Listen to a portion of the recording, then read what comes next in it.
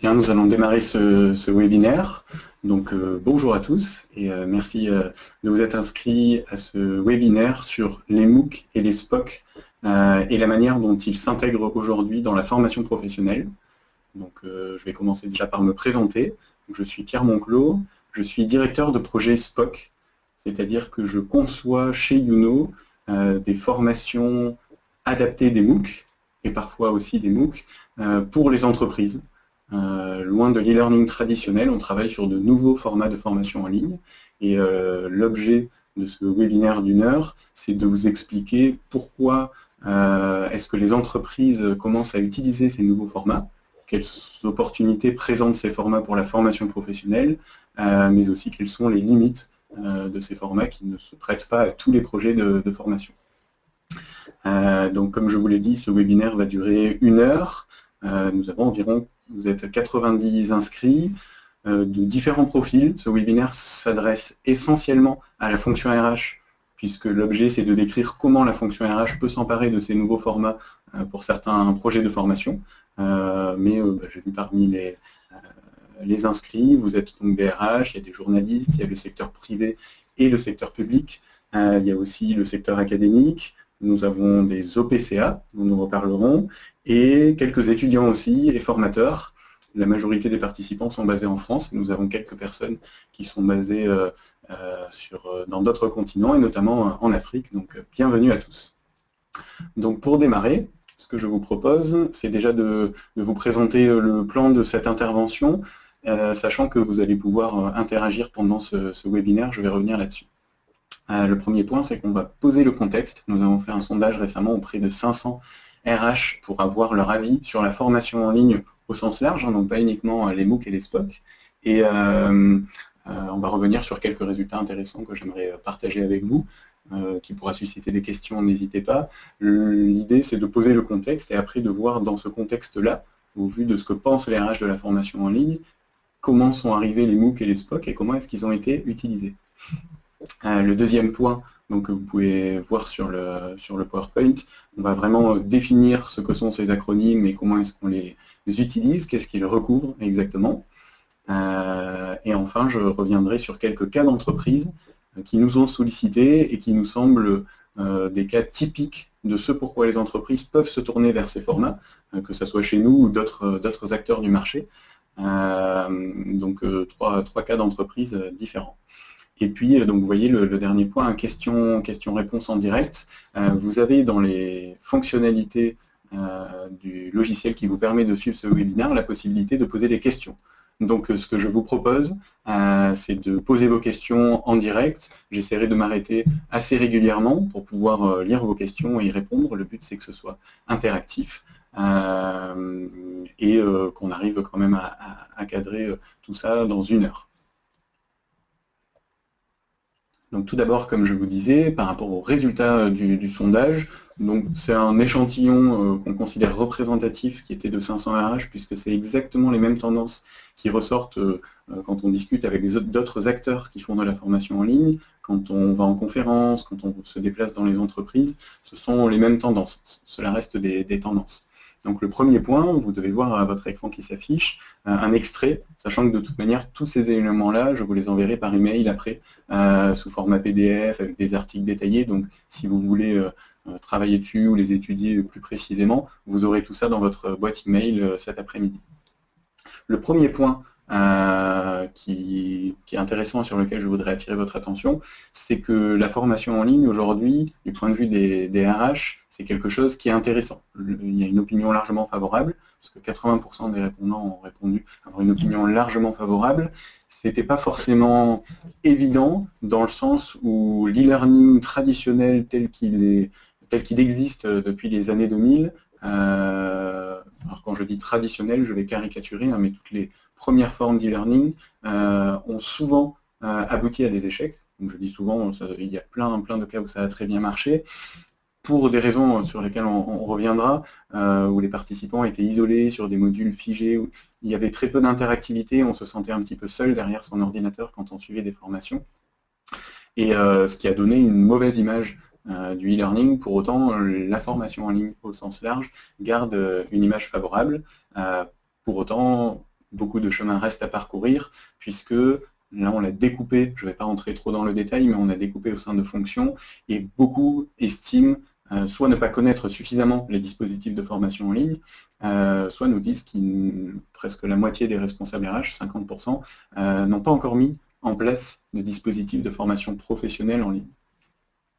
Deuxième élément sur les trois du sondage sur lesquels j'aimerais attirer votre attention, il s'agit notamment des deux acronymes qui font l'objet de ce webinaire aujourd'hui. On a interrogé, est-ce que vous connaissez les MOOC et est-ce que vous connaissez les SPOC?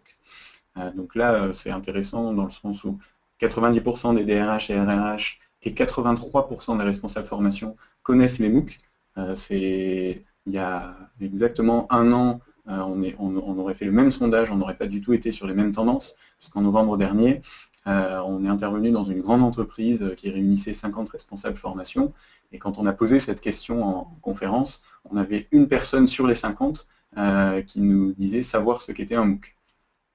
Donc on voit que ça a fait son chemin. Pour autant, entre savoir ce qu'est un MOOC parce qu'on a entendu parler et avoir soi-même expérimenté un MOOC et imaginer comment le déployer demain dans l'entreprise par rapport à un projet de formation, là on va voir que le chemin n'est pas si simple. Et sur les SPOC, on a posé la question parce qu'on est plusieurs acteurs à proposer ce format-là dans le monde. Le principe, je vais revenir un petit peu sur le détail après, mais c'est que c'est un des principaux formats qui est adapté du MOOC pour la formation professionnelle. Ce pourquoi on a posé la question, et pour autant c'est un format qui est assez peu connu des RH. Qu'il soit pertinent ou non pour l'entreprise ou pour les projets de formation, il serait déjà important que les RH connaissent ce dispositif, s'y intéressent pour voir dans quelle mesure ça pourrait être une opportunité pour certains projets de formation. Ça va être le sens de mon propos.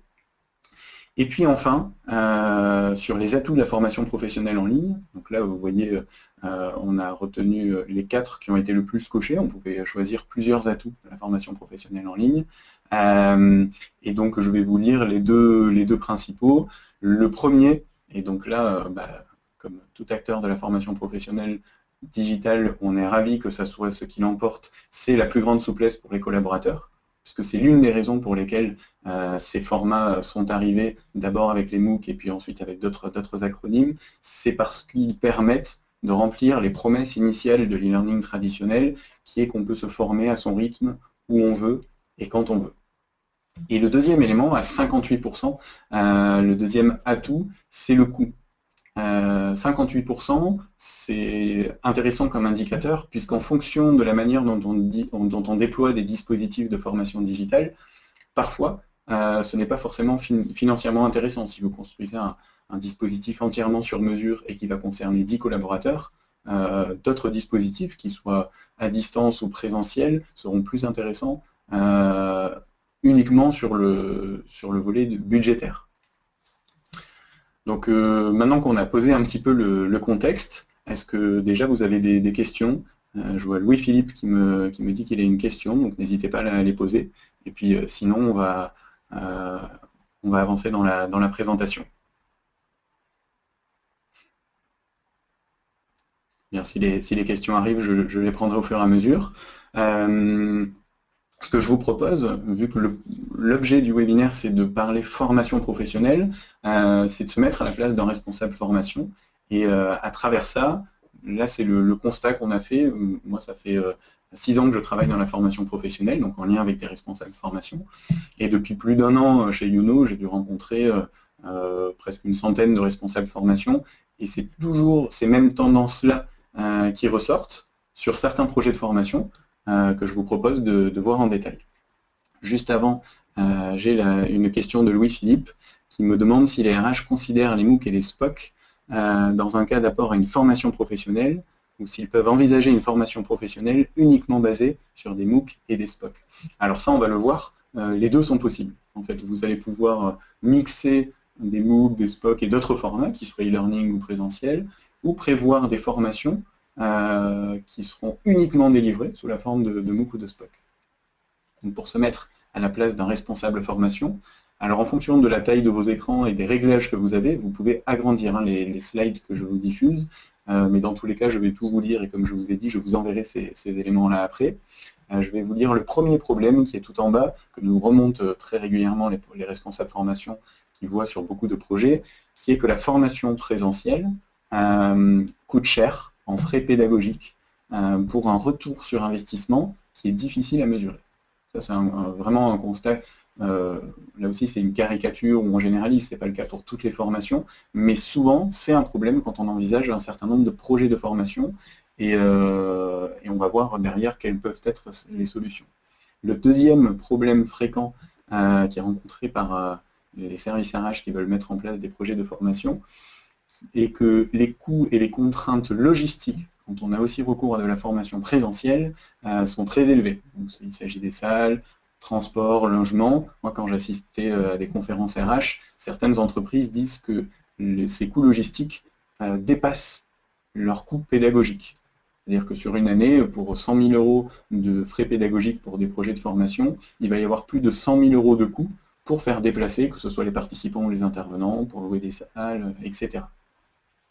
Troisième problème, et d'ailleurs je fais une petite parenthèse, là le but est d'identifier certains problèmes, et vous allez voir, ne pas dire que le présentiel n'a plus lieu d'être avec l'arrivée des formations digitales. Ce ne sera pas le sens de mon propos.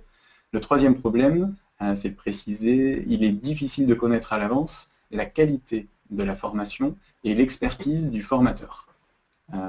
C'est quelque chose qui est possible, mais qui est difficile. Typiquement, vous avez un catalogue de formation. Les gros catalogues de formation, souvent, il n'y a même pas le nom du formateur qui va animer la session sur laquelle on va envoyer ses collaborateurs ou aller se former soi-même. Et pour savoir si la formation est de qualité ou non, c'est difficile, à moins d'envoyer quelqu'un qui va suivre la formation en guise de test. Si c'est en inter-entreprise, peut-être la formation va bien se passer, mais la session suivante, ça va être difficile parce que ce ne sera pas le même formateur, ou peu importe. Et en intra-entreprise, ça demande du temps, on fait venir le formateur, on fait des sessions pilotes, donc c'est une difficulté qui est rencontrée. Et le quatrième problème, c'est que les salariés ne sont pas toujours séduits par les formations qui sont proposées ou imposées. Donc là, j'ai pris 4 grands problèmes, il y en a d'autres, et évidemment, ils ne s'appliquent pas à tous les projets de formation. Face à ça, donc là aussi, je vais vous lire un petit peu les éléments pour ceux qui ont des petits écrans et pour qui ce serait pas forcément lisible, mais n'hésitez pas à agrandir la slide. La formation présentielle présente certaines limites. L'effectif est limité, il y a des contraintes budgétaires, des contraintes spatio-temporelles quand on veut former des collaborateurs qui sont dispersés, et il y a peu de suivi dans la durée. C'est pas que c'est pas faisable, mais là aussi c'est difficile de faire un vrai suivi dans la durée, ou alors ça va générer des coûts, il va falloir demander aux organismes de formation d'assurer un suivi, ou le faire en interne. Par rapport à ça, je vous parlais tout à l'heure de l'e-learning traditionnel, qui a apporté les premières réponses à ces problématiques-là environ au début des années 2000, en tout cas en France. Parfois ça a été un piège. Pourquoi? Ce que je vous disais, c'est que les personnes qui se retrouvaient derrière un ordinateur sur un module plus ou moins figé et toutes seules, avec rarement des interactions avec d'autres personnes, ces dispositifs-là étaient peu motivants et au final, les taux de connexion dans les entreprises étaient assez faibles, ce qui empêchait les responsables de formation, et les empêche toujours, pour un projet de formation stratégique, de le déployer en e-learning, en ayant des résultats avec des forts taux de connexion, en étant sûr que la plupart des personnes vont jusqu'au bout de la formation, montent bien en compétences, sont satisfaites et vont à nouveau se tourner vers d'autres formations e-learning. Et donc, une des nouvelles opportunités qui est apportée par le numérique, par le digital, ce sont les nouveaux formats. Donc là, je vous ai mis 3 acronymes. On pourra en citer beaucoup plus, mais on va s'attarder notamment sur les MOOC et les SPOC. Je ferai une petite parenthèse pour vous expliquer ce que sont les COOC. Les promesses de ces nouveaux formats-là, je vais vous montrer comment ça se déploie concrètement, c'est qu'il y a de l'animation par de l'humain, ce n'est pas tout automatisé, il y a des interactions avec les autres participants, avec le formateur, on est actif. Beaucoup de ces formations privilégient le fait que le participant soit actif et ne se contente pas de regarder des modules ou des vidéos. Il y a une évaluation pendant la formation et à la fin, donc on peut déjà identifier pendant la formation si un participant décroche ou non, et il y a un suivi qui est individualisé et qui se fait dans la durée. Enfin, c'est un levier de transformation digitale des organisations, puisque proposer des formations digitales, c'est aussi un premier moyen d'inciter les collaborateurs à mettre un pied dans le digital en suivant ces formations-là.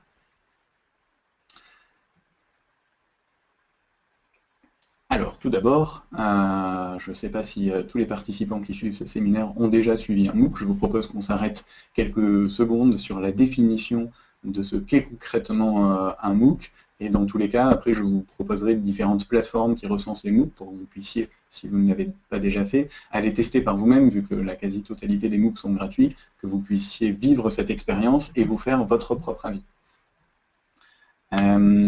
Donc le MOOC, ça signifie Massive Open Online Course. Donc je vais prendre une petite minute pour revenir sur la définition de ce format-là. C'est une formation, avant tout, qui se fait 100% en ligne. Donc le principe, c'est qu'il y a un parcours pédagogique qui est structuré. Je vais vous donner des ordres de grandeur. En moyenne, on considère qu'un MOOC va durer 5 semaines. Il y a une date de début et une date de fin. Et chaque semaine, les participants qui se sont inscrits vont avoir environ 2 à 3 heures de travail. Et ces heures de travail consistent à, d'une part, consulter les ressources. Donc les ressources sont essentiellement des vidéos qui mettent en avant des experts, mais pas uniquement des vidéos. Il y a aussi des liens vers d'autres vidéos, vers des sites internet. Il y a des documents PDF, des livres blancs, des outils. Tout un tas de ressources qui ne sont pas forcément nouvelles, qui existent déjà sur Internet, ou qui existaient, qui étaient déjà utilisées par l'e-learning traditionnel. Et d'autre part, et selon les MOOC, c'est parfois plus de la moitié du temps, des fois moins, des activités. De l'activité la plus simple, on va y revenir sur un quiz. À la fin de la semaine, on fait un quiz pour évaluer ses connaissances et avoir un score, jusqu'à des exercices pratiques ou des cas fil rouges qui durent tout au long du MOOC. Il y a des visioconférences, il y a des discussions sur le forum, toute une variété d'activités. Je vais revenir sur quelques exemples. Par rapport à ça, donc là je vous ai mis dans la slide les éléments principaux à retenir, c'est que c'est 100% en ligne, c'est gratuit. Dans 98% des MOOC, en tout cas c'est vraiment l'essence de ce format-là, c'est que si vous souhaitez suivre la formation, l'inscription est gratuite. Le deuxième élément, c'est que c'est massif, c'est le M de MOOC, qui signifie qu'il y a en général plusieurs milliers de participants, puisque c'est gratuit et ouvert à tout le monde. En moyenne, sur les MOOC, je dirais qu'il y a 6000, c'est vraiment une moyenne, hein, mais 6000 participants. Ça peut aller, il y a des MOOC qui ont dépassé 100 000 participants. Sur les MOOC en France, les plus gros MOOC, pour une session, ils recueillent environ 20 000 participants. Il y a un parcours pédagogique, donc ça je viens d'en parler, des ressources et des activités. Et un autre point fort des MOOC, c'est qu'en fonction des notes que vous obtenez aux différentes activités et parfois de l'examen final qui s'ajoute à ces activités-là, vous pouvez obtenir une attestation ou un certificat de réussite qui sont déjà utilisés sur les CV à côté des diplômes. C'est rare que ça ait la valeur d'un diplôme, on y reviendra si vous avez des questions là-dessus. Ce sont plus des certificats qui attestent que vous avez bien suivi le MOOC et eu des notes satisfaisantes aux différentes activités. À titre d'exemple, LinkedIn a développé, il y a maintenant un petit peu plus d'1 an, une rubrique pour que sur son profil LinkedIn, on puisse mettre des certificats avec un numéro spécifique pour authentifier que on est bien la personne qui a obtenu le certificat, puisque ça a intéressé les recruteurs. Alors, est-ce que vous avez des questions sur les MOOC? Alors, j'ai une question sur est-ce que les MOOC sont purement académiques? Alors, les MOOC sont plutôt académiques, puisqu'à l'origine, ce sont les universités et grandes écoles qui se sont portées sur ce format-là. Leur objectif était de développer leur notoriété, parce qu'un MOOC est ouvert, comme je vous l'ai dit, à des milliers de personnes à travers le monde. Donc peut-être pour demain, avoir plus d'étudiants qui viennent se former dans l'université ou qui vont payer des diplômes, et aussi pour innover sur un plan pédagogique, puisque ça permet de former ses propres étudiants dans une communauté extrêmement vaste. Ça permet de compléter, voire de remplacer certains cours, par exemple des cours en amphithéâtre, etc. Et aujourd'hui, ça reste le principal acteur qui fait des MOOC. Les entreprises commencent à s'y mettre, mais il y en a assez peu qui se portent sur les MOOC, on va y revenir. Et alors j'ai une question avant de passer à la slide suivante, sur la part des formations métiers, donc de la part de Valérie, la formation plus professionnelle qui va intéresser les entreprises parmi les MOOC.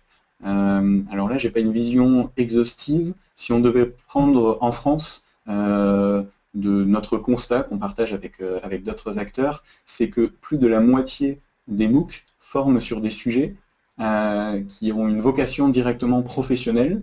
Donc, un de nos exemples à nous, c'est la gestion de projet. Il y en a beaucoup, mais y compris le secteur académique, c'est directement porté sur des secteurs tels que la finance, le management, donc des thèmes qui sont des thèmes qui font partie des plans de formation des entreprises.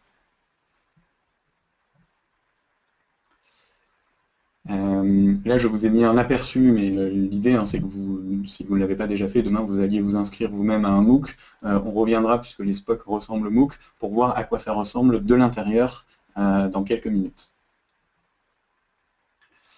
Et donc, vous êtes essentiellement à suivre ce webinaire des RH. Donc, je fais une toute petite parenthèse, puisque pour aller plus loin dans les sujets de la formation digitale et même dans les autres sujets RH, en ce moment, nous avons conçu avec 14 autres startups un MOOC, donc qui est aussi entièrement gratuit, qui s'appelle le MOOC Digital RH, qui a démarré il y a 2 semaines maintenant, mais dont les inscriptions sont encore ouvertes. Le but, c'est un petit peu aussi le but de ce webinaire, c'est d'expliquer quelles sont les opportunités offertes par le digital pour la fonction RH et comment la fonction RH est impactée par le digital, tant parce qu'elle doit accompagner la transformation digitale de l'entreprise que parce que son propre métier est impacté. Donc si vous voulez vous inscrire sur ce MOOC, vous allez sur www.moocrh.fr, les inscriptions sont encore ouvertes, et le module de la semaine dernière, donc le module 2, est consacré à la formation professionnelle. Donc on entre plus dans les détails de ce que j'aurai le temps de faire dans ce webinaire. Vous avez des forums de discussion et des communautés de réseaux sociaux associés autour. Donc n'hésitez pas si vous voulez échanger, partager des expériences, voir quelles expériences ont été partagées. Il y a pas mal de témoignages d'entreprises qui sont intéressants sur les entreprises qui se sont déjà lancées et qui reviennent sur qu'est-ce qu'elles en ont tiré et quelles limites elles ont observées à mettre en place ces formats-là.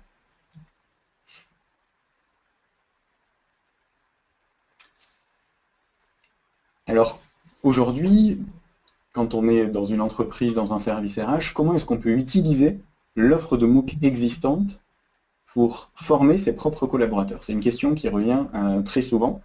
Donc là, je vous propose de revenir sur quelques avantages et quelques inconvénients avant de voir, en fonction des inconvénients des MOOC, pourquoi sont nés d'autres formats pour répondre à certaines attentes et peut-être avec de nouvelles limites. Donc le premier élément à prendre en compte, c'est qu'il y a déjà une offre qui est impressionnante, ne serait-ce qu'en France, je crois qu'il y a plus, en français en tout cas, il y a plus de 150 MOOC qui existent aujourd'hui, et dans le monde et en anglais, je ne saurais pas vous donner le chiffre, mais il est impressionnant. Et comme je vous disais, la quasi-totalité de ces MOOC sont gratuits.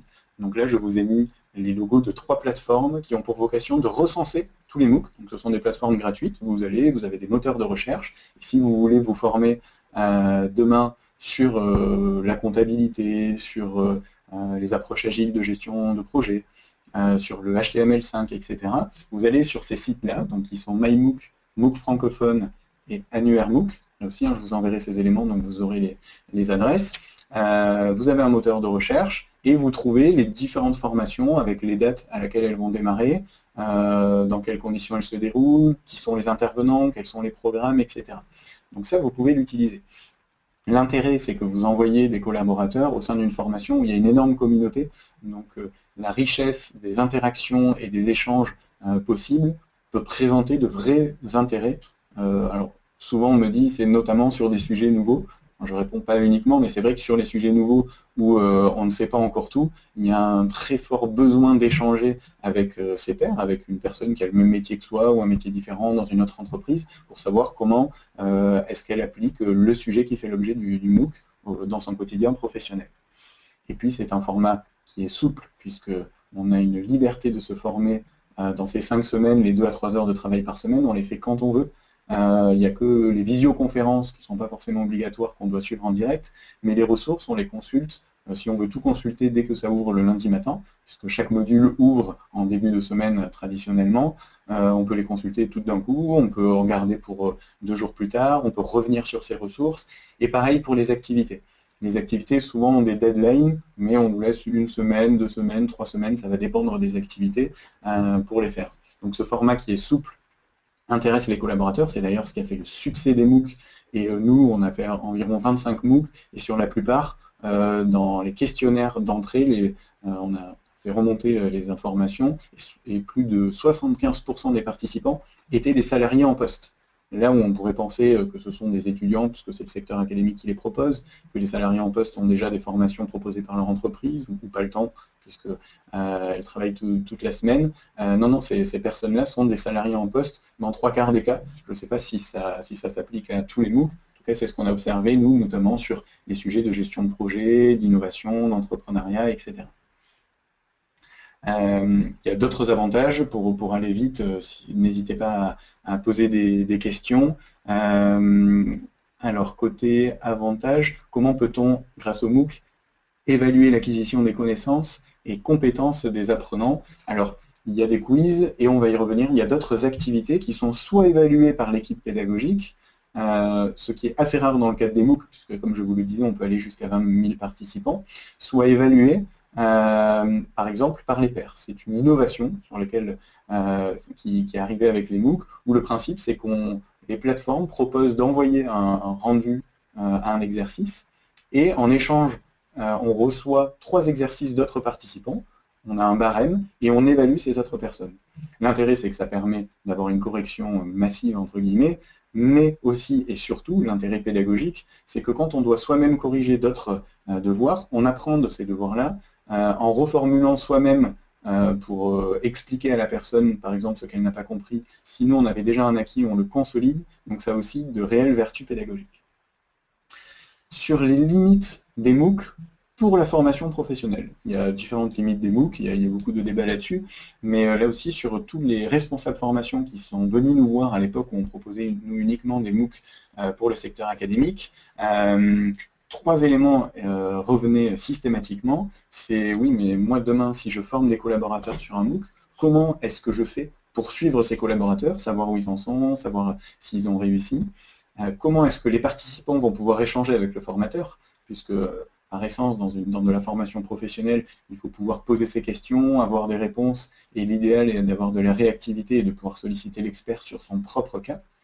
Et le 3e élément, c'est comment, si un MOOC existe, démarre à une date de début, date de fin et qu'il y a des milliers d'inscrits, est-ce qu'on peut le privatiser et adapter soit la durée, soit le contenu, soit les dates, soit les activités à sa propre entreprise? Un MOOC qui est ouvert à 20 000 personnes et qui est ouvert à tout le monde, parce que tout le monde peut s'y inscrire, ne pourra être que généraliste et sera rarement spécialisé sur un secteur d'activité ou un métier, ou il commence à y en avoir, mais c'est impossible pour une entreprise de forcément trouver un MOOC qui est exactement adapté, par exemple, à son secteur d'activité. Et ces trois éléments qui ressortaient ont tous en commun pour principe que le responsable formation, quand il déploie un projet de formation, il a pour objectif, avant tout, de garantir la montée en compétences de ses collaborateurs. Alors je vais regarder si nous avons de nouvelles questions. Alors il y a Valérie qui demande si on peut prendre une session en cours ou déjà lancée et combien de temps en moyenne pour faire un MOOC. Alors là ça dépend. Je pense que plus de 3/4 des MOOC ont des dates de début et dates de fin, peut-être même disons 85 ou 90% des MOOC ont des dates de début, dates de fin, ce qui permet de créer un événement et tout le monde avance au même rythme. Les visioconférences qui sont en direct s'adressent à tout le monde. Il y a vraiment un événement qui dure 5 semaines, tout le monde a les mêmes dates, on est embarqué. Ça crée un sentiment d'appartenir à une communauté qui progresse en même temps que soi. À l'origine, en tout cas, les MOOC sont nés comme ça. Pour différentes raisons, plusieurs acteurs parfois proposent un MOOC qu'on appelle on-demand, c'est-à-dire qui est ouvert tout le temps, parce que ce sont des plateformes où il y a souvent beaucoup de monde, donc dans tous les cas, on trouvera forcément des personnes avec qui échanger pendant qu'on suit le MOOC, mais il n'y a pas forcément de date de début ou de fin. Il me semble que c'est une minorité de MOOC, ça peut présenter des intérêts, notamment lorsqu'on veut accéder tout de suite à une formation et la suivre encore plus à son rythme et ne pas être, entre guillemets, encadré par ce parcours de 5 semaines en moyenne dont je vous parlais. L'inconvénient, ça peut être que aujourd'hui, si les parcours sont proposés autour de 5 semaines avec 2 à 3 heures de travail par semaine et tout le monde avance en même temps, c'est que c'est un des facteurs de motivation. Donc ça va dépendre de l'objectif de la personne qui s'inscrit au MOOC ou du responsable formation qui choisit tel ou tel MOOC pour le proposer à ses collaborateurs. Alors face à ces limites, différents formats sont apparus et notamment, là aussi c'est né dans le secteur académique, ça n'a pas été imaginé dès l'origine pour la formation professionnelle, les SPOC pour Small Private Online Course. Là le principe c'est de se dire le MOOC est massif et ouvert et lorsqu'on a un projet de formation professionnelle, c'est pourquoi plusieurs personnes se sont tournées vers ce format-là, ça va poser plusieurs problèmes. Donc c'est les limites des MOOC que je viens de vous décrire dans la slide précédente. Quand c'est massif, on ne peut pas suivre un collaborateur, on ne peut pas leur donner la possibilité d'échanger, en tout cas régulièrement avec le formateur. Ils vont peut-être pouvoir poser une ou deux questions sur les forums ou dans les visioconférences, et surtout pour privatiser et adapter les contenus, garantir la montée en compétences, sauf quelques exceptions de MOOC où les organismes qui proposent les MOOC propose de faire un vrai suivi des collaborateurs, une petite session spécifique où il va y avoir un vrai suivi. On ne peut pas envoyer un collaborateur se former sur un MOOC et avoir la garantie qu'il va vraiment monter en compétence sur le sujet. C'est une des limites, mais ce n'est pas forcément pour ça qu'ils ont été pensés. Et donc, parmi les formats dérivés du MOOC, il y a le SPOC. Alors SPOC, je vais m'attarder quelques instants sur cette définition et après on va voir à quoi ça ressemble de l'intérieur. SPOC donc pour Small et Private, le principe c'est de reprendre ce que je viens de vous expliquer sur les avantages des MOOC et ce qui a fait leur succès. On estime à plus de 20 millions de personnes qui ont suivi un MOOC aujourd'hui, alors que les MOOC datent d'il y a à peine 3-4 ans. Donc de reprendre le principe d'une formation en ligne et de ce fameux parcours pédagogique structuré avec des ressources, des activités, quelques heures de travail par semaine pendant environ 5 semaines et la souplesse pour faire tout cela, tout en gardant les interactions avec les participants. Sauf que là, ça va se faire dans un plus petit groupe et ça change pas mal de choses. Le premier élément, c'est que si vous êtes dans un groupe small, ça va désigner environ, ça va dépendre des sujets, ça dépend de plein de choses, mais environ 50 ou 100 personnes maximum. Donc on a un groupe à effectif limité. Si on a un groupe à effectif limité, aussi bien l'équipe pédagogique qui est derrière la formation que le formateur va pouvoir suivre individuellement les apprenants, voir en fonction des données qui remontent, du comportement qu'ils ont dans les discussions, les notes qu'ils ont aux activités, les vidéos qu'ils consultent, on va pouvoir voir qui progresse normalement, qui prend du retard ou qui éprouve des difficultés à tel ou tel endroit, et donc proposer un accompagnement. Donc le formateur peut contacter la personne ou l'équipe pédagogique peut la contacter sur le forum, par la messagerie privée, en l'appelant. C'est une des modalités nous qu'on utilise quand on voit qu'une personne, vu qu'on suit chaque personne qui suit la formation, si on voit que la personne prend du retard et que ça va être difficile de rattraper son retard, on l'appelle pour identifier les raisons de son retard et éventuellement lui donner plus de temps. Si elle nous dit qu'il manque une ressource, on peut ajouter la ressource et d'ailleurs la mettre au passage à disposition de tous les autres participants, etc. Les échanges avec le formateur, on va revenir sur des échanges qui peuvent se faire plus traditionnellement dans une formation présentielle qui est 15 ou 40 personnes. Si on prend le secteur académique, on se rapproche de ce qu'on appelle les travaux dirigés. On a des groupes qui dépassent rarement les 40 personnes. Et donc là, le formateur qui suit déjà chaque participant est accessible. Et donc les participants peuvent le solliciter. Et dans le cadre de la formation professionnelle, une des sollicitations permise par les SPOC, qui a un avantage pour une véritable montée en compétences, c'est que on se forme, je vais me former par exemple 1 heure le lundi soir, je démarre ma formation, j'ai appris quelques éléments, j'ai fait un premier exercice, et puis le lendemain, je teste ça directement en situation de travail, je vois que ça ne se passe pas comme prévu, je peux de suite aller solliciter le formateur, soit en classe virtuelle, soit sur le forum, soit par messagerie privée, pour lui. L'idéal, c'est dans les classes virtuelles ou le forum, pour partager avec les autres les difficultés qu'on a rencontrées dans la mise en pratique sur le terrain, et pouvoir avoir des retours aussi bien du formateur, qui va devenir un accompagnateur, et que des autres participants qui vont dire « Ah ben moi aussi j'ai testé ça en situation de travail, voilà pourquoi j'ai réussi, ou j'ai rencontré la même difficulté, mais mes collègues m'ont apporté une nouvelle solution ». L'idée c'est de favoriser ce que l'on appelle le social learning, donc le fait d'apprendre des autres, d'apprendre à plusieurs, et d'apprendre aux autres participants, et de ne plus avoir uniquement le formateur qui apprend aux autres et qui diffuse un savoir un petit peu descendant. Là, on apprend de tout le monde et on peut échanger avec tout le monde. Donc là, je parle de social learning amélioré, puisque, comme je vous l'ai dit, le social learning, c'est le fait d'apprendre aux autres, d'apprendre des autres. Quand on est dans un groupe restreint, on connaît les personnes avec qui on va échanger de semaine en semaine, donc on peut vraiment construire à plusieurs un savoir. Là où dans les MOOC, c'est quelque chose qui est aussi possible, mais en général, quand on va poser sur le forum une question où il y a plusieurs milliers de participants, on va avoir plein de réponses. Mais pour continuer d'échanger, de creuser cette question lorsqu'on a de nouveaux éléments dans le cadre des nouveaux modules, on ne va pas forcément échanger avec les mêmes personnes, ou en tout cas ce ne sera pas facile. Là on est dans un groupe de, par exemple, 40 personnes, donc on peut construire des savoirs à plusieurs, et d'ailleurs les activités incitent à ça, puisqu'on fait des activités à plusieurs, on monte des groupes projets, où chacun se connaît, donc on a vraiment des conditions qui sont optimisées pour ça. Et puis, le fait de proposer ces formats-là, donc small et private, donc dédiés à un groupe, soit au sein d'une entreprise, soit un groupe vraiment ciblé, donc de personnes de différentes entreprises, mais qui ont tous le même objectif, on va pouvoir privatiser, adapter les contenus. Là, on n'est plus dans quelque chose qui dépend forcément d'une session qui va démarrer à un moment. L'entreprise peut se l'approprier, soit en construire un de A à Z, soit trouver des SPOC existants, je vais y revenir, il y a des SPOC qu'on appelle sur étagère, comme les modules e-learning, et choisir de reprendre ce format-là et de changer quelques activités, de changer quelques vidéos, de rajouter un expert interne à l'entreprise, de l'adapter au secteur d'activité, au contexte de l'entreprise, etc.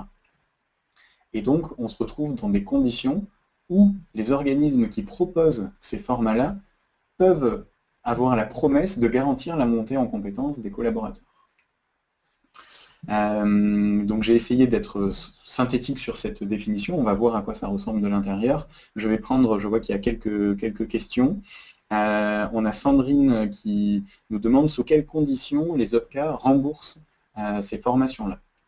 Alors, spécifiquement sur les SPOC, nous on a des relations avec plusieurs OPCA. Donc OPCA, pour ceux qui ne connaissent pas, ce sont les organismes paritaires collecteurs agréés, qui ont en charge de mutualiser les fonds de la formation professionnelle, notamment à partir de cotisations qui sont versées par les entreprises, pour financer différentes actions de formation.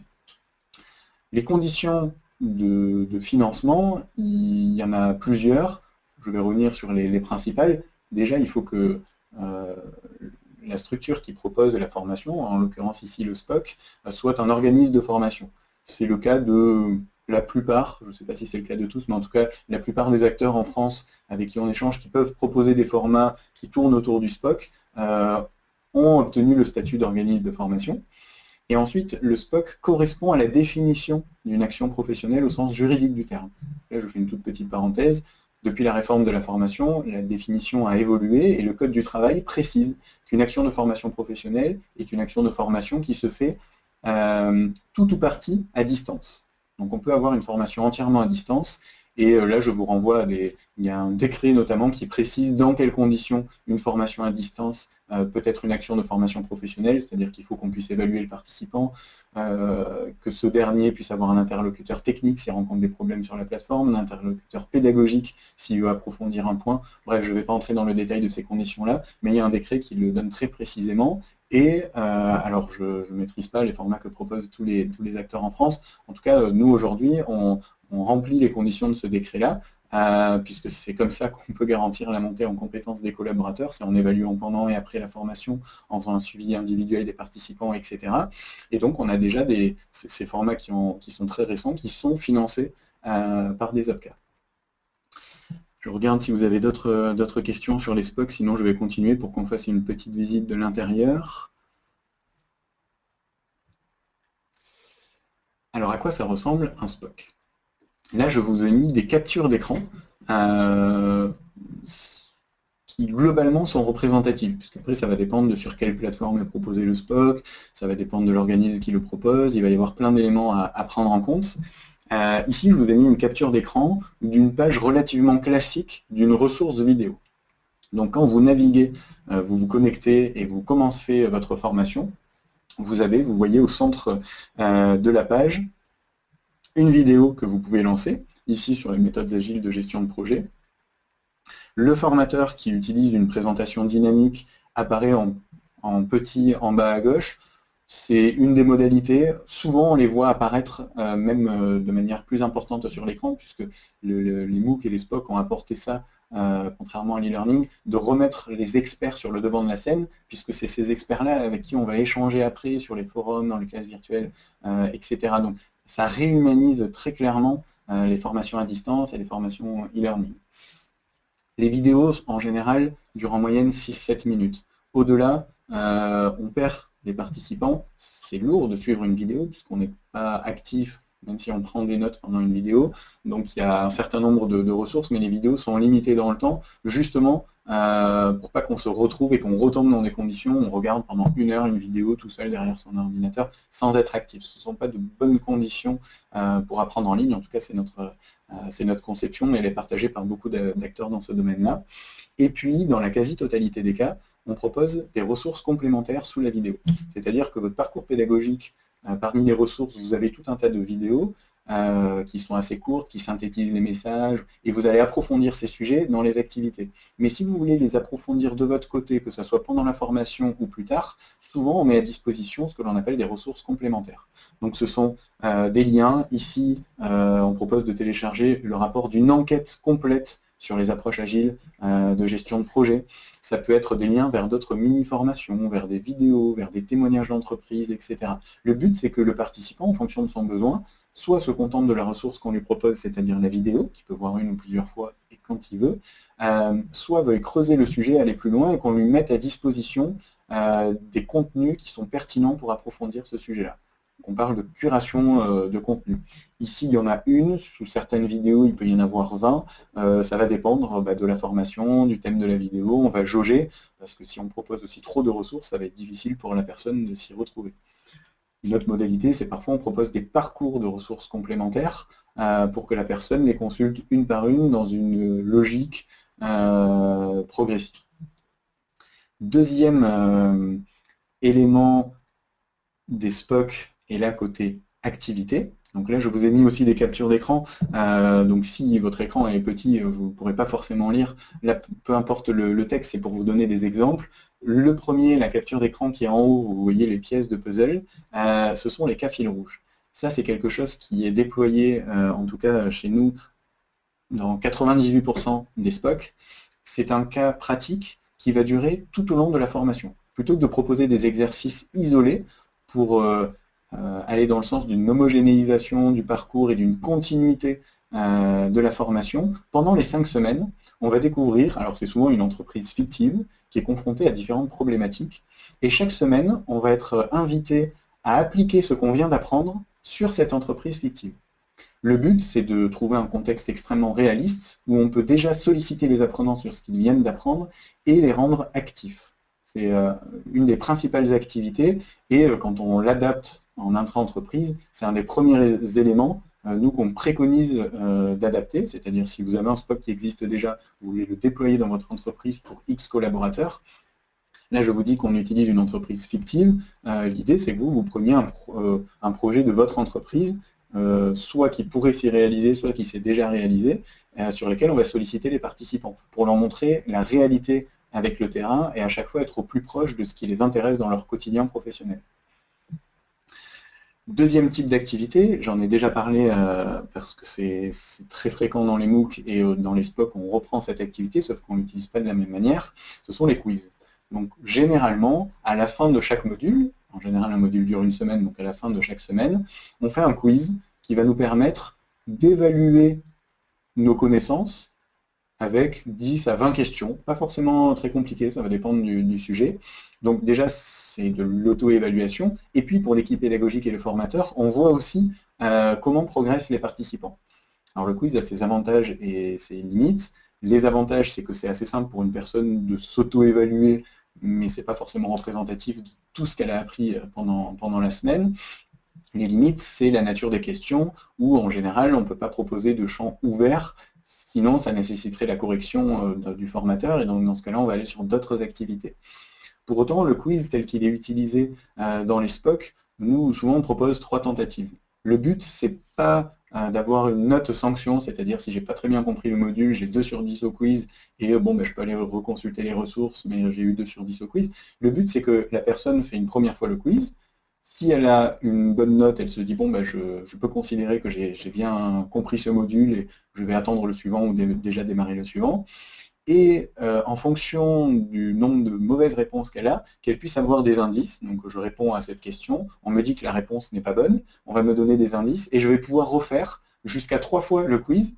Parfois on m'incite même à aller consulter telle ressource pour mieux comprendre le concept, puisque le but c'est que la personne progresse. Ce n'est pas qu'on lui donne une note sanction si elle n'a pas compris.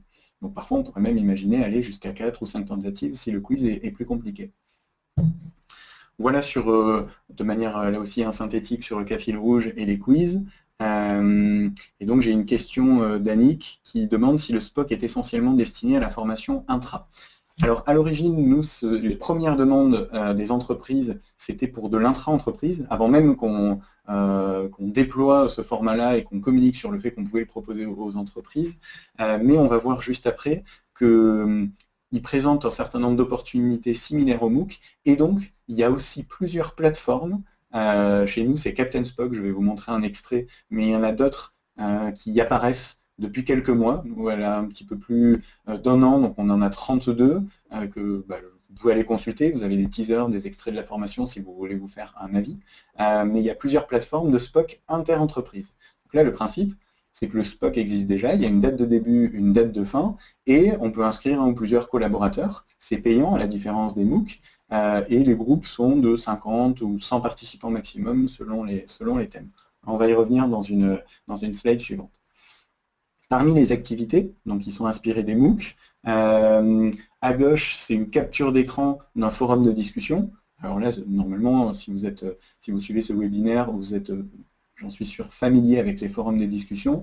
La différence ici, c'est que souvent, on va modérer les sujets et il y aura très peu de sujets par semaine pour que, dès qu'on arrive sur le forum, on sache directement, en fonction de ce qu'on cherche, où trouver les échanges et qu'on ne soit pas noyé dans un flot de messages, qu'on puisse accéder rapidement à l'information qu'on cherche ou rapidement au sujet où on va aller poser sa question, que ce soit aux autres participants ou aux formateurs. Puis après, on peut voter pour les réponses qui nous semblent les plus pertinentes pour que celui qui va arriver ensuite puisse classer les réponses qui ont eu le plus de votes et voir directement la réponse la plus pertinente.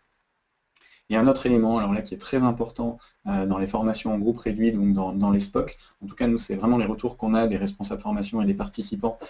C'est un élément qui est très apprécié. C'est ce qu'on appelle les classes virtuelles.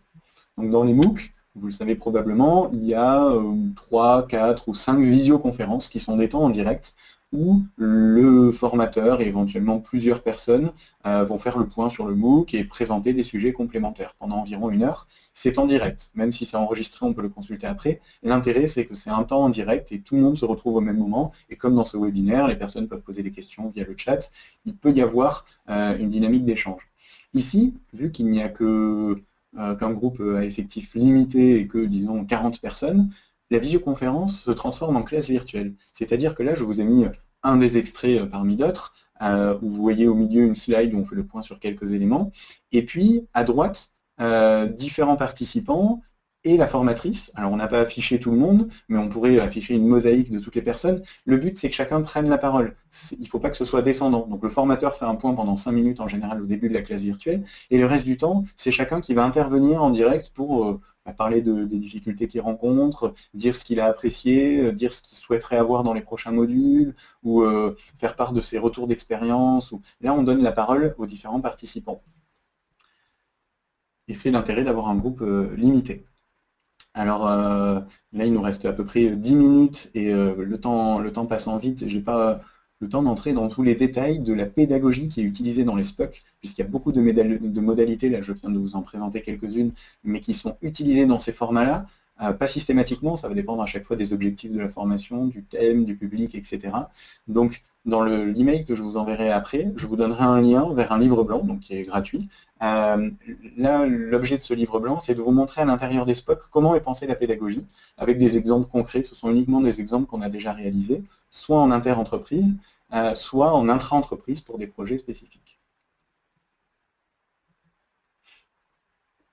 Là, voici un extrait, nous, les SPOC qu'on déploie en inter-entreprise, on les déploie sur une plateforme qui s'appelle Captain Spock, donc sur différentes thématiques professionnelles. Là, le but, c'est qu'on source des formateurs professionnels, on co-conçoit avec eux ces formations digitales et on les déploie aussi bien pour des salariés en poste que pour des particuliers. Mais le but, c'est de monter en compétences et de leur proposer à la fin un certificat de réussite qui va attester du fait qu'ils ont monté en compétences sur un sujet. Donc là, vous voyez différents thèmes, hein, les méthodes agiles, le nouvel entretien professionnel, manager en mode startup. Il y a beaucoup de thèmes qui sont possibles. On l'a vu avec les MOOC et on l'a vu avec et on le voit nous aujourd'hui lorsqu'on le déploie, qu'on est sollicité pour faire des SPOC sur mesure, que ce soit des thématiques de management, de développement personnel, des thématiques bureautiques, techniques, des thématiques d'innovation. Beaucoup se prêtent à ce format-là. Après, le SPOC ne va pas forcément être 100% de la formation, comme on va le voir juste après. Et puis, les personnes peuvent noter la formation. Et aujourd'hui, je vous ai mis une image en bas à droite de votre écran.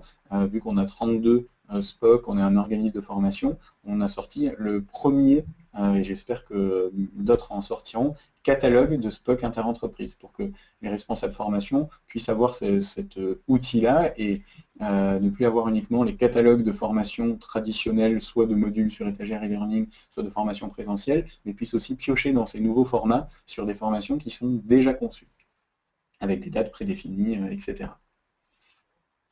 Donc là, alors il y a un tout petit bug d'affichage, je vais vous le relire. Les trois formats les plus utilisés pour la formation, ce sont les MOOC. Donc là, je vous ai déjà expliqué, il y a une offre disponible gratuite à vous de la consommer, de voir dans quelle mesure ça peut être pertinent pour former vos collaborateurs. Les SPOC, on vient d'en parler. Et au milieu, les COOC, donc COOC. Là, je fais une toute petite parenthèse. Le principe des COOC, qui signifie Corporate Open Online Course, et qui est parfois utilisé, c'est un acronyme parfois utilisé pour définir des formats qui en fait pourraient être des SPOC ou des MOOC. Enfin, parfois derrière les COOC, on dit tout format qui est utilisé pour l'entreprise. Là, le principe, c'est quand même que c'est un format ouvert à l'origine, et une entreprise reprend le modèle des MOOC où les universités faisaient ça pour leur notoriété, et vont former massivement des gens en proposant une formation gratuite sur un sujet pour mettre en avant son expertise. Donc par exemple, un cabinet de management qui va faire un MOOC gratuit sur le management, des milliers de personnes vont s'inscrire, et ce cabinet-là pourra avoir sa notoriété augmentée si la formation est de qualité. C'est un des exemples, il y a différents exemples, je vous invite à creuser ce sujet si ça vous intéresse. Alors avant d'aborder le blended learning, je vais regarder parmi les questions qui sont arrivées. Par rapport au quiz, plus on fait de tentatives, plus on connaît d'avance les réponses, me dit Louis-Philippe. Sur les réponses où on a eu juste oui, sur les réponses où on a eu faux, ça va dépendre si c'était uniquement du vrai-faux. Mais là, l'objectif, c'est que la personne, on l'aide à mémoriser et à progresser. Donc on s'en sert justement dans ce cas-là, tant mieux si la personne à la fin obtient 10 sur 10 au quiz. Donc il nous reste quelques minutes. Un format très très intéressant, là aussi ce sont les entreprises qui nous ont sollicité plus rapidement qu'on a eu le temps d'étudier comment est-ce qu'on pouvait déployer ce format-là, c'est le blended learning, donc le fait de composer pour une formation et d'avoir une partie à distance et une partie en présentiel.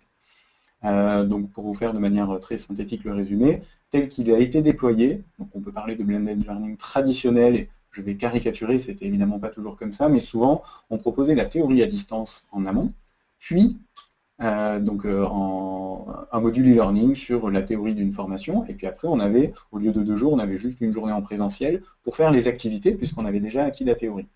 Donc ça présentait des avantages, sauf que souvent ça a été un échec, puisque dans les modules e-learning traditionnels où déjà on est tout seul, en plus on dit aux participants ça va être de la théorie, donc c'est pas forcément la partie la plus intéressante de la formation, ce qui fait qu'il y avait peu de taux de connexion, et quand les personnes arrivaient en présentiel dont le temps était réduit, il fallait en plus ressolliciter le formateur sur la théorie quand on ne l'avait pas très bien compris parce qu'on n'avait pas ou peu suivi le module, et donc on ne pouvait pas consacrer autant de temps qu'on voulait à la mise en pratique. Avec ces nouveaux formats, il pourrait y en avoir d'autres, le principe c'est avec les MOOC, les SPOC, tous les nouveaux formats qui permettent de l'interactivité, du social learning, de la collaboration à distance. Si on repense le blended learning, dès la phase amont, on peut proposer une formation à distance où on va déjà faire connaissance avec les autres participants, faire connaissance avec le formateur, pouvoir le solliciter. Il y aura différentes activités, comme je vous ai dit, les cas pratiques, les cas fil rouge, etc. Donc on va être actif et on ne va pas se consacrer uniquement à la théorie. Ce qui fait qu'on va déjà commencer à monter en compétences. En plus, on pourra tester, si on est dans une entreprise, sur son lieu de travail et revenir après dans la formation, à distance toujours, solliciter ses pairs ou le formateur, etc. Donc on aura vraiment commencé à progresser. Et quand on arrive dans la partie présentielle, qui là aussi est une partie importante de la formation, on peut se consacrer exclusivement à de la mise en pratique et surtout à de la mise en pratique approfondie, vu qu'on a déjà commencé la phase de mise en pratique dans la première partie à distance. Donc c'est vraiment un bon moyen pour optimiser ces dispositifs de formation. Et vous voyez, c'est un parfait exemple. La formation digitale n'est pas forcément là pour remplacer la formation présentielle. Ici, dans cet exemple, elle sert au contraire à l'optimiser. Donc, ce qui permet à un responsable formation, face à ces nouveaux formats, de pouvoir composer avec ces nouveaux formats et d'aller parfois compléter une formation présentielle. Alors, il nous reste encore 2-3 minutes. Je n'ai pas de nouvelles questions, donc je vais essayer d'aller très rapidement. Le cœur d'un dispositif, si demain vous déployez ces dispositifs, voici les éléments qu'il faut prendre en compte pour se tourner vers ces formats-là, puisque c'est évidemment pas systématique. D'abord, si vous voulez une composante de ce qu'on appelle le learning by doing, donc le fait que les participants soient actifs. Deuxièmement, si vous voulez la souplesse de ces formats-là, c'est-à-dire que les participants aient une certaine liberté et qu'ils puissent se former où ils veulent, quand ils veulent et à leur rythme. Troisième élément, c'est si vous souhaitez mesurer le retour sur investissement de vos formations, vous allez avoir beaucoup plus d'informations sur la manière dont progressent les gens, sur ce qui s'est passé en tant que responsable formation. Vous aurez de la visibilité pendant la formation, vous pourrez même demander à l'organisme de modifier pendant la formation des éléments. Vous allez avoir beaucoup plus d'informations et donc vous aurez de la visibilité sur la montée en compétences et sur comment ça va se concrétiser dans l'entreprise. Donc vous pourrez être plus proche de la mesure du retour sur investissement de vos actions. Et dernier élément, là on en a parlé, quatrième élément, le social learning, donc le fait d'apprendre des autres, d'apprendre aux autres, donc d'insuffler du collaboratif dans de la formation à distance. Et puis un point où j'en ai parlé parce qu'il y avait une question, ces formats-là, alors pas tous encore aujourd'hui, mais notamment les SPOC, sont des actions de formation professionnelle, donc finançables par les UPCA, que vous pouvez mettre dans votre plan de formation, que ce soit de l'inter ou de l'intra-entreprise. Si demain vous voulez vous porter sur ces formats-là et faire du sur-mesure, donc créer un MOOC ou un SPOC à partir de zéro, en tant que RH, il y a 4 sujets sur lesquels vous devez solliciter les prestataires qui vous accompagneront. L'ingénierie pédagogique, ça ne s'improvise pas de faire ce nouveau type de formation en ligne. On ne peut pas transposer soit du présentiel tel quel, soit du e-learning tel quel. L'ingénierie technique, parce que ce sont sur des plateformes nouvelle génération, qui ont des fonctionnalités sociales qui doivent être compatibles avec votre entreprise. L'animation, là aussi, elle ne s'improvise pas, que ce soit sur un MOOC où il y a 20 000 personnes, animer une communauté de 20 000 personnes, ça n'est pas neutre, mais même pour animer une communauté de 40 personnes dans un SPOC et être sûr que chaque personne prenne du plaisir et monte en compétence et ne décroche pas avant la fin, c'est une compétence où soit vous devez l'avoir en interne, soit la solliciter par le prestataire qui vous accompagne, et enfin avoir de la gestion de projet, puisque quand on est sollicité sur la compétence gestion de projet, si vous préparez un dispositif entièrement sur mesure, il va y avoir environ 3 mois de conception. Je dis environ parce que ça dépend, des dispositifs simples ça peut être moins, et des dispositifs très complexes qui vont jusqu'à intégrer un serious game où il y a 12 experts différents, une formation qui va durer 6 semaines, là le temps de conception peut arriver à 4, 5, voire 6 mois. C'est du cas par cas. Et donc sur les exemples d'entreprises, sur lesquels je n'ai pas le temps de tout détailler, mais je vais vous envoyer cette présentation, là je vous ai mis les intérêts que nous ont communiqués les entreprises qui ont fait appel à nous pour déployer des SPOC. Et donc ce qu'on revoit souvent, c'est le format souple et innovant. Vous voyez, c'était l'enquête au début de ce webinaire que je vous présentais, c'est qu'on propose à ses collaborateurs un format qui est attirant, en dépit du fait qu'il soit à distance et qu'on ne peut pas avoir les interactions humaines qu'il y a en présentiel. Mais là, on crée une nouvelle expérience, il y a un suivi possible des collaborateurs, et surtout sur ces nouveaux formats, il faut que les responsables formation ils aient de la visibilité sur la manière dont ça se passe pour savoir s'ils vont pouvoir le déployer sur d'autres thèmes ou à grande échelle. C'est un format digital, donc suivre une formation comme ça développe implicitement les compétences digitales de vos collaborateurs, et c'est un vrai sujet aujourd'hui. Et puis, si vous voulez former beaucoup de personnes, ça peut permettre de faire de vraies économies d'échelle. Donc là, c'était sur l'acculturation au digital. Les sujets d'acculturation se prêtent à la formation en ligne, et là, les groupes, on peut les faire de manière un petit peu plus importante. Et puis, je vais finir dans 1 minute. D'autres éléments qui ont intéressé les entreprises qui se sont tournées vers ces formats, c'est pour pallier aux contraintes géographiques, pour permettre des échanges à distance avec des personnes d'autres entreprises et avec l'expert.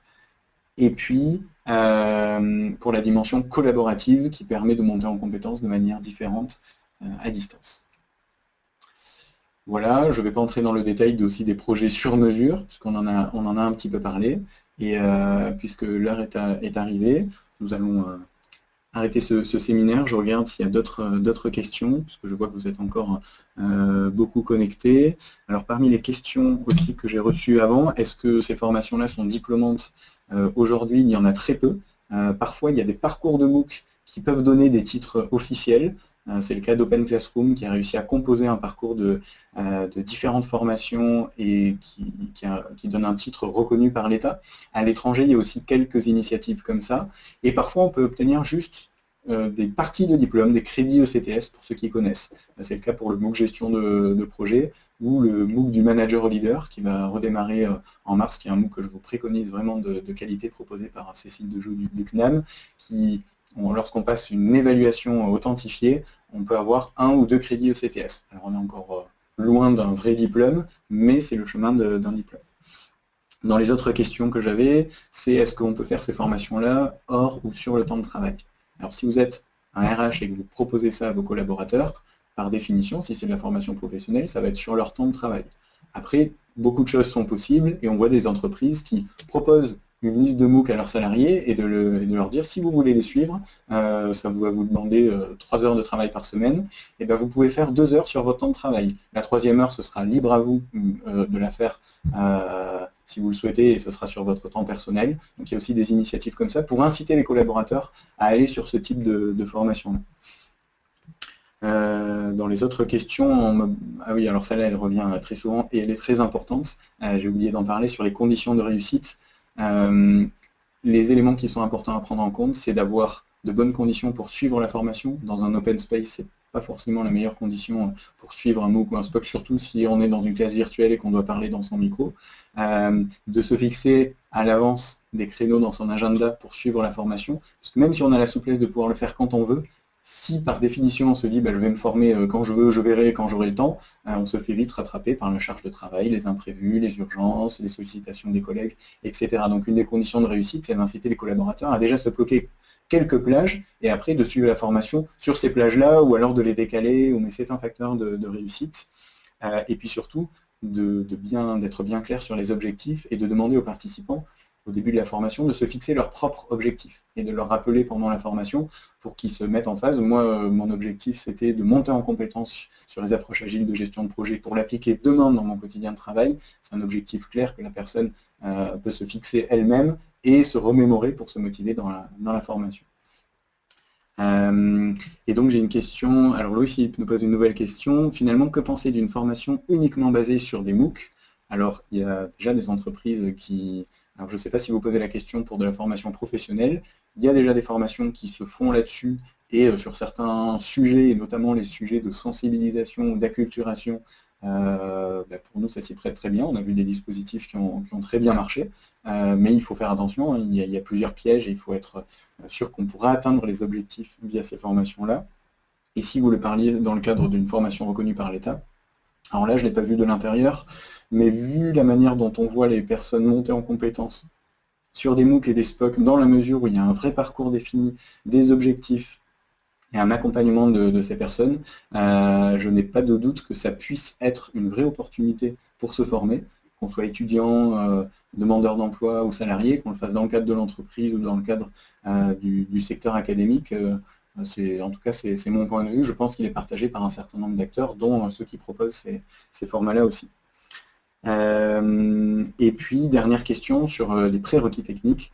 Donc pour terminer, là, c'est aussi quelque chose qui est à prendre en compte. C'est aussi pour ça que je vous disais, testez vous-même dans votre entreprise, puisqu'en fonction des protocoles de sécurité qui sont en place dans vos entreprises, par défaut, les plateformes ne vous seront pas accessibles, ou pas dans la totalité. Parfois, YouTube est bloqué. Alors, les vidéos sont proposées sur YouTube pour que tout le monde puisse les voir ou pour qu'on puisse aller les commenter. Ou alors les classes virtuelles ne seront pas possibles. Là, moi, je vous invite vraiment à anticiper ça et échanger avec vos DSI, mettre vos directions des services informatiques en contact avec les organismes qui vous proposent les formations en ligne. Nous, aujourd'hui, on a travaillé avec des secteurs banque, assurance, secteur de la défense, secteur de l'énergie, qui ont les plus gros protocoles de sécurité, et on trouve toujours des solutions. Ça demande parfois de s'adapter, mais le principe, c'est qu'on rende ça accessible à tous ceux qui auront besoin d'y avoir recours. Donc, globalement, il n'y a pas de grosses barrières si elles sont bien anticipées. Et puis, évidemment, il faut que les personnes aient à leur disposition un outil informatique ou mobile, parce qu'on peut suivre aussi bien sur smartphone, même si ce n'est pas la meilleure expérience de formation forcément, mais sur tablette et ordinateur. Mais tous les collaborateurs dans l'entreprise n'ont pas un ordinateur qui leur est dédié et sur lequel ils pourront se former quand ils veulent. Donc ça aussi, c'est quelque chose qui est à penser en amont avant de déployer ces dispositifs-là auprès de vos collaborateurs. Je vois que j'ai une autre question, donc pour ceux qui sont encore là, je vais prendre cette dernière question, ou encore une s'il y en a une qui suit. Sur le MOOC gestion de projet, alors, là c'est plus un retour de participant qui a assisté à ce MOOC et qui dit que c'est une vraie expérience et que c'est un des futurs pour les individus. Donc là, moi, pour rebondir là-dessus, je vous invite de toute manière à tester. Vous ne pourrez pas déployer ces dispositifs si vous n'avez pas une vision de l'intérieur. Donc si vous êtes RH, je vous préconise le MOOC Digital RH qui concerne directement votre métier et votre actualité. Et sinon, dans tous les cas, il y a beaucoup de MOOC, y compris sur des sujets qui peuvent être liés à vos passions, à la gastronomie, il y en a sur le vin, il y en a sur la philosophie, sur l'art, sur l'histoire. L'offre est tellement vaste qu'il ne faut surtout pas hésiter à tester, à faire tester à vos collaborateurs pour avoir leur retour et voir si c'est compatible avec votre culture d'entreprise, les compétences digitales de vos collaborateurs, etc. Et puis, je vais prendre donc une dernière question de Pernel qui demande comment est-ce qu'on peut intégrer un serious game dans un SPOC et comment est-ce qu'on peut évaluer ses résultats. Alors là-dessus, le seul retour d'expérience qu'on a, c'est qu'on peut intégrer un serious game dans un MOOC. On l'a fait et c'est d'ailleurs là-dessus qu'il y a eu les meilleurs taux de participation. Donc c'est techniquement faisable. Par contre, en termes d'ingénierie pédagogique, ça demande un travail supplémentaire pour que ce soit cohérent entre l'articulation des ressources, des activités, du serious game. Donc c'est tout à fait pertinent pour faire monter en compétences, pour motiver les collaborateurs, pour proposer une expérience de formation vraiment intéressante et innovante. Pour évaluer les résultats, ça va dépendre du serious game que vous mettez en place, ça va dépendre des systèmes d'évaluation, est-ce que vous vous contentez des quiz, est-ce que vous faites de l'évaluation par les pairs, est-ce que vous allez plus loin dans l'évaluation à chaud ou à froid. Voilà, j'espère que j'ai répondu clairement à vos questions et que tous ces sujets-là vous ont intéressé. Je me tiens à votre disposition si vous avez de nouvelles questions, si vous souhaitez prolonger ces échanges. Donc comme je vous l'ai dit, je vais vous envoyer la présentation que je viens de diffuser, les liens vers les quelques éléments que j'ai mentionnés pour que vous puissiez creuser les sujets qui vous intéressent. Donc je vous remercie pour votre attention et je vous dis à très bientôt.